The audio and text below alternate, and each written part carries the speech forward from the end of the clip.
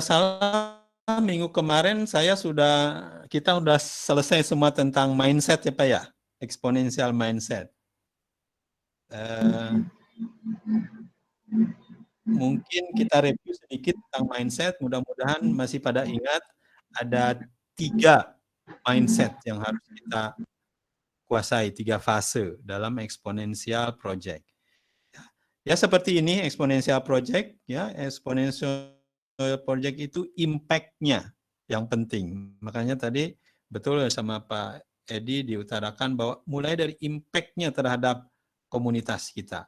Mulai dari situ, kalau niatnya sudah situ, solusinya yang paling tepat akan terlahirkan. Ya. Jadi mulai dari permasalahan atau customer pain lah intinya, yang dipunyai di komunitas yang akan kita bantu.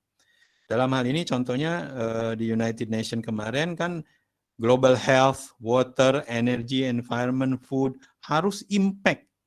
Ya. Misalkan 1 billion people affected di the next 5 years. Jadi project itu yang mereka ingin jalankan.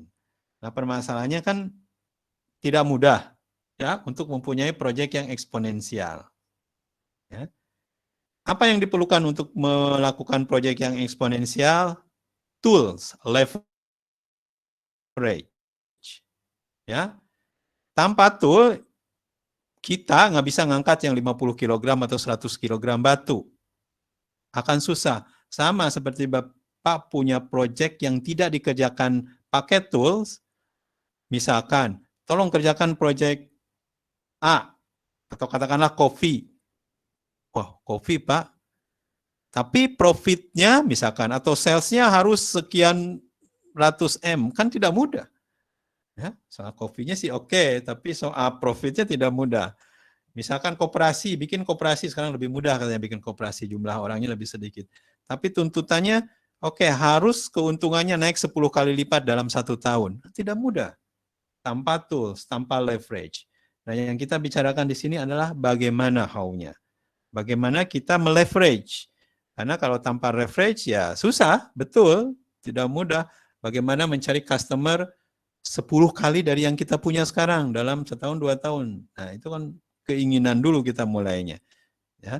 Bagaimana supaya anggota koperasi kita, misalkan yang pendapatannya 5 juta jadi 50 juta. Nah kan income-nya naik 10 kalinya. Nah ini sesuatu yang kalau dipikirkan harus pakai keringat, tidak sesuatu yang normal. Tidak mudah, karena harus pakai pengungkit, ya, pengungkit yang baru seperti ini nih, ya, ada beberapa planetary gears, ya, gearnya tambah banyak, ya pengungkitnya tambah besar. Nah, yang kita butuhkan adalah pengungkit. Bagaimana supaya yang tadinya dibilang 10 kali susah, sekarang 10 kali mudah. Atau 100 kali masih dibilang mudah. Atau even 1000 kali masih dibilang mungkin. Nah, inilah yang kita cari sebenarnya, leverage ini. Nah, ada satu buku yang saya lihat kemarin. Bukunya namanya The Business Coach. Ya. Di situ dia membreakdown untuk sebuah bisnis, apapun itu, perlu beberapa leverages. Ya. Setidaknya dia menyebut ada 4 leverage. Ada structure leverage, ada management leverage, ada how to leverage, ada teknologi leverage. Ya, kita tidak akan bahas semuanya, tapi saya akan bahas 2 saja. Ya, structure leverage, yaitu organisasi leverage, dan teknologi leverage. Kemarin sebenarnya kita sudah bicara yang paling penting leverage kita adalah mindset kita. Ya, nah, itu yang harus dipunyai sebelum kita punyai yang lain-lain. Mindset kita dulu, kita harus bisa meleverage mindset. Setelah itu baru kita bisa bicara, makanya saya hari ini bicara tentang teknologi dan structure leverage. Supaya yang tadi dibilang ekspor ya tanda petik, mungkin orang lain bilang ngawang-ngawang, kita bilang tidak, karena kita punya leverage-nya. Ya, kita punya pengungkitnya, kita punya tools-nya. Jadi buku ini cukup bagus, nanti mungkin didetailkan lagi, Bapak Ibu bisa baca sendiri. Pertama, dia harus bisnis itu harus punya mastery, ada business chassis, ada tim, ada sinergi, dan ada leverage.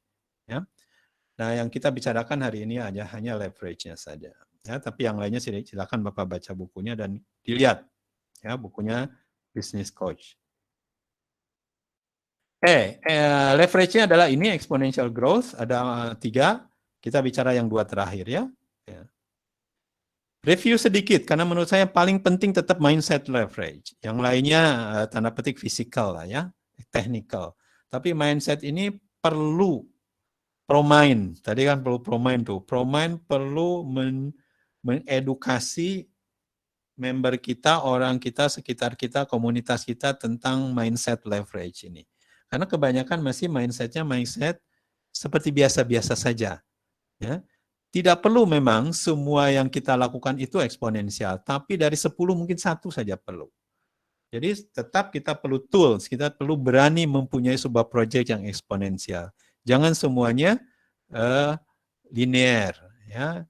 Jadi harus ada mindset yang different.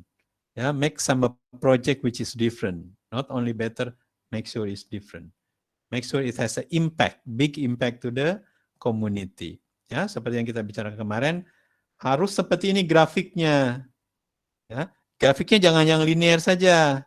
Kalau yang linear kan sudah biasa. Ya, tapi tidak punya impact yang signifikan. Ya, harus ada yang eksponensial. Nah, nanti saya minta final exam, semua Bapak Ibu akan pertanyaannya sama, project eksponensial. Silahkan apa saja untuk pribadinya masing-masing. Ya, harus yang eksponensial, tapi kembali lagi. Jadi dari pelajaran belajar sama grup mengerjakan project eksponensial, nanti di final exam mengerjakan individual project eksponensial. Ya, seperti apa? Sama seperti yang kita lakukan di grup. Lakukan scamper, lakukan BMC, bikin proposal, ya mungkin 2 minggu terakhir. Dari sekarang sudah mulai cari-cari topik, jadi 2 minggu terakhir sudah mulai mengerjakan proyek individualnya.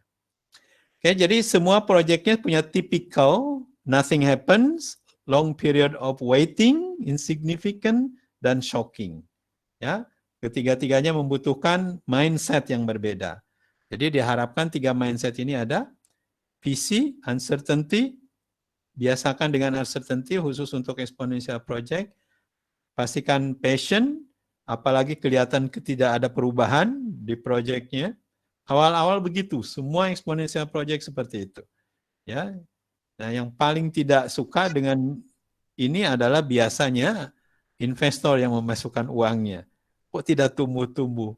Tapi kalau dari awal sudah dikasih sama-sama visinya, bahwa ini proyek eksponensial, ada indikatornya, pasti is okay. Ya, dan ini pada fase ketiga, pada saat exponential growth, shocking, harus sudah siap sistemnya. Ya, jadi tidak bisa lagi mengandalkan kontrol kita. Ya, harus sudah kontrol secara agency, otonomi, dan sebagainya. Oke, jadi fasenya kemarin kita sudah cerita 3 fase ini. Yang fase ketiga yang sebenarnya yang perlu saya kemukakan lebih jauh. Kenapa? Fase ketiga ini jarang dilalui oleh banyak orang. Pasti udah gugur di fase pertama, banyak yang gugur di fase kedua. Jadi jarang sekali yang lewat ke fase ketiga. Makanya pengalamannya tidak banyak di fase ketiga. Jadi fase ketiga ada fase shocking, growth-nya tidak terkendali. Sehingga yang harus kita lakukan adalah tadi, mempersiapkan segalanya, kita relakan untuk di luar kontrol kita. Ya, tapi tetap terkontrol. Bagaimana caranya? Ya harus kontrolnya udah di agentnya masing-masing. Ya.